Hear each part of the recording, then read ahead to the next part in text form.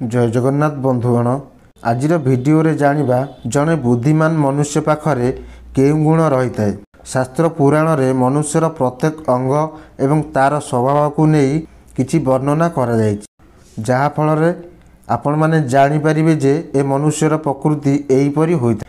बंधुगण ए पृथ्वी रे प्रत्येक मनुष्यर स्वभाव एवं व्यवहार अलग होई। केउं गुण जने बुद्धिमान लोक पाखरे थाए चलंतु जानि।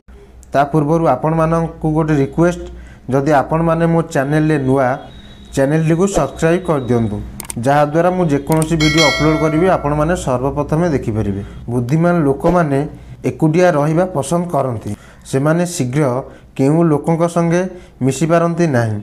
सेमानंकु गहली थिबा स्थान भल लागि न थाए। शांत परिवेश रे रहिबा पसंद करिथांती। सेमाने सोइबा पई पसंद करिथांती। सेमाने सोई रहिले भी किछि ना किछि भावंती। सेमाने अति चतुर होइथांती, जहा द्वारा सेमानंकर कर्म रे सेमाने बहुत उन्नति करिथांती। एमाने सहजरे काहाकू विश्वास करंती नाही।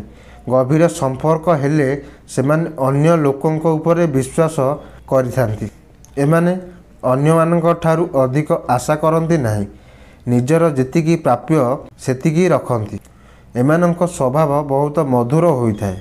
एमाने अधिक भावप्रवण होती। जेकोसी कथा को नहीं बहुत भाविथांती। छोट छोट कथा को नहीं अधिक भाविथांती एवं से कार्य रे सफल होइथा। एही प्रकृतिर लोक माने खाली समय रे आंतरिकता को पसंद करिथांती। एमाने निज सह अन्य माननकु मध्य हसाइथांती। एमानंक स्त्री बहुत भाग्यशाली होइथिबो जेउंथि पई एपरि पुरुष को विवाह करि। एमाने बहुत रोमांटिक होइथांती। एमानंक जीवन रे बहुत ऐश्वर्य लाभ करिवे एवं एमाने जीवन को बहुत उपभोग करिथांती। एही स्वभावर लोक माने नूतन जिनिस शिखिया पई बहुत आग्रह होइथांती। जेमिति किछि काम हेउ अबा जेकोसी जिनिस एमानंक शिखिबा गुण बहुत अधिका होइथाय। एही प्रकार लोक माने जेहेतु निद को पसंद करिथांती, सेथि पई टिके अलसुआ प्रकृतिर होइथांती।